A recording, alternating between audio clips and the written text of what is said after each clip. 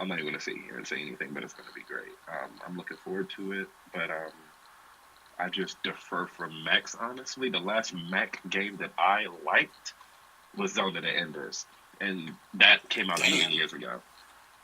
Yeah, you taking a flashback. I mean, Zone of the Enders is one of my favorite games of all time. But again, for me, I differ from you greatly. I mean, for me, I'm like, again, I look at it, I'm like, okay, so you're telling me that I get to customize my own Iron Man suit. I get to fly around, fight, shoot people, and just destroy It's just shit. the mech aspect, like even in Fallout, you can get in the power armor. I don't get in the power armor. Like I spent my whole Fallout experience never getting in power armor unless I had to for an achievement or a mission. I never, ever, ever got in one by choice. Like I don't like the whole mech thing because a lot of times in mechs you feel stiff. In a lot of games I play, I'm all about movement. If I Well, feel stiff I in the mean that game, actually was one of the things that they addressed. Like I said, if you look at the demo, there's no, I did. the five, one of the four. I think it's four. I think they're going to release more, but one of the actual mech suits is actually called the Storm, and the Storm is actually built for speed, so it's actually a lot faster than any of the other ones.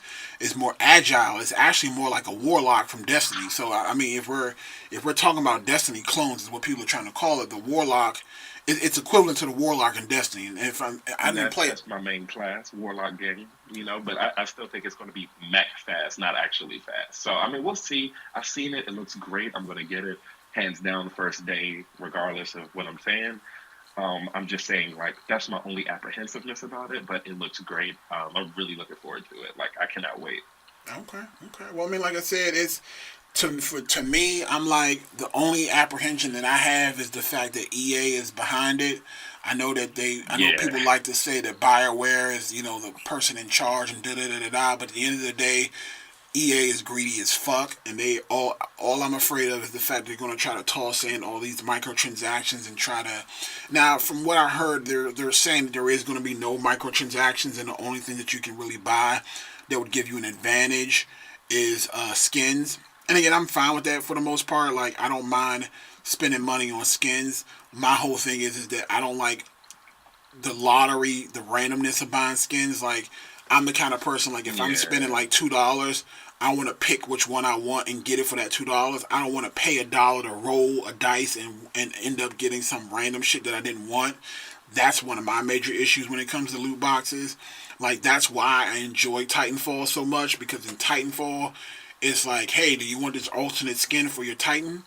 It's gonna cost you $3.99, but this is what you get, and you get it. And I don't have to worry about anything else. Versus, and I think this was Loot a thing. boxes. Yeah, like an Overwatch. Overwatch, like exactly, like you get the roll of dice, and maybe you'll get this great skin, or maybe you'll get a dupe, and you have to trade it in for coins or whatever. So I'm hoping that EA has learned their lesson from Battlefront, because they took a huge loss with that because of the loot box system. So I'm hoping they fixing that for Anthem, but Well, my biggest apprehensiveness about EA is, and I'm pretty sure you'll agree as an avid gamer too. Outside of that, and you're absolutely right. That's a whole other point I didn't even think to touch on. When you think about it, EA has never ever given us good DLC. And nowadays, DLC is the foundation of that's true. games. Like you have to have DLC. Good. You have to have great DLC. Like, you have to have DLC that's engaging. You have to want to bring people back to the actual game. And again, the problem with EA is that, again, as a company, you want to make money. I get that. But at the same Yeah, time, you got to remember that your fan base was going to make you that money. So right now, the biggest money maker for EA is FIFA. Again, FIFA soccer is the sport of choice in the world, not just the United States. In the United States, it's basketball, football, but in the world, it's soccer. So yeah. they Now have. FIFA, you got like hood people being like, yeah, this FIFA fun. Like, you know what I'm saying? Yeah, Oh yeah, and again, they have this thing called FIFA Ultimate World or something to that effect, where basically it's a loot box system where you got to roll the dice to try to get like the best soccer players on your team and stuff like that. So EA on that alone is making more money than like Nintendo. Like, they're making billions of dollars a year on FIFA alone, just on their microtransactions. So that's the reason why EA is so greedy, is because they know that they're making money hand over fist with microtransactions. Now, the only reason why they stopped is because it got blown up in their face with Battlefront.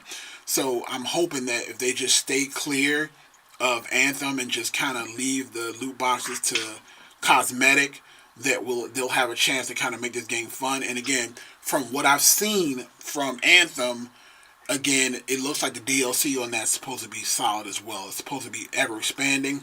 And again, I know there were some people that were upset because they felt like they wanted, because I know that Anthem won't have PvP at launch. But to be honest with you, You don't I need it.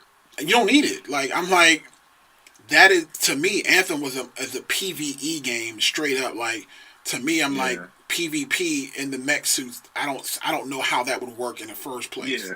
Even Destiny, like if Destiny was solid with their open world, like if they should have been like, hey, I'm the solar system. This has endless opportunities, but I'm only going to stick to 4 planets. Like if the PVE wasn't so trash and half-assed, then they could have just been strictly PVE if they would have put all that time in there. But the only thing that has me scared about DLC, and I'll never let this go, is for the first time in my life, you know how I was about Fallout 4. And Fallout 3 had a great DLC, but Fallout, yeah, Fallout 4 let me down with the DLC. Like, it was trash. Like, it was really trash.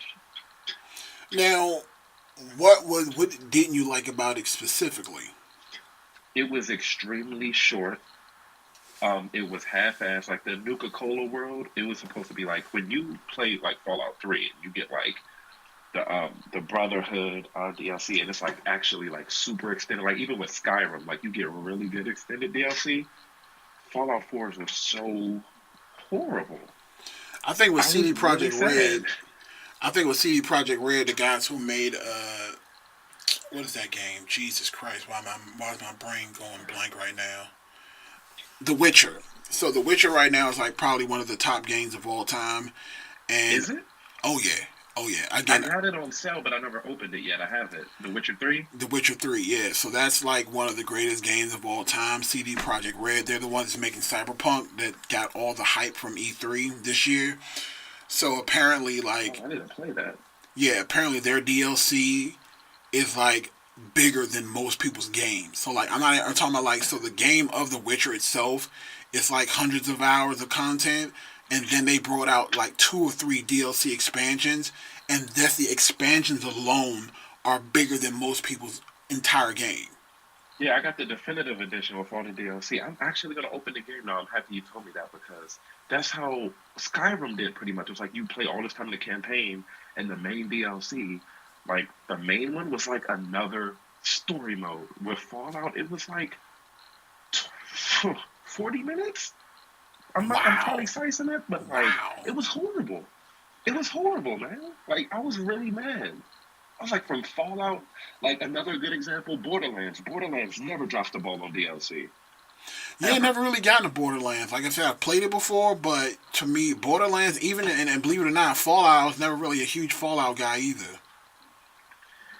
Borderlands unacceptable, Fallout understandable. Look, Borderlands is I'm still so until good. you jump on a Titanfall full time, then you are in no room to talk, buddy.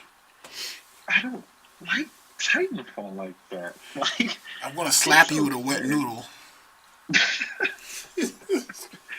Titanfall is like it's good, but like I said, it downloaded, so I'm back on it. So You will. We'll again. We'll go ahead and do that on another episode. So we are probably about almost an hour and a half in. So we are going to probably get ready to wrap it up. But before we go, guys, again, I want to appreciate you for those who are still listening for tuning in to the Mag Nerd podcast. This we will record once per week. I will probably also do solo episodes as well from time to time, but mostly it'll be at least one episode per week with me and Ghost. You can definitely follow the podcast itself on Twitter and Instagram at Mag Nerd Podcast, which is MAGNERD Podcast. You can also follow me on social media as well on Twitter at Shownuff the King, SHOWNUFFDAKING at Twitter, as well as following me on YouTube at Shownuff the King. Ghost, tell the people where they can find you on all social media. on Instagram, you can find me at Alden Sensei. On Twitter, You can find me at Low Fat Breakfast because a low fat breakfast is a good breakfast indeed. There's actually there's no relevance to that name, by the way, guys. I'm just a troll. My Twitter warning is just straight shits and giggles. Do not take me serious in the least.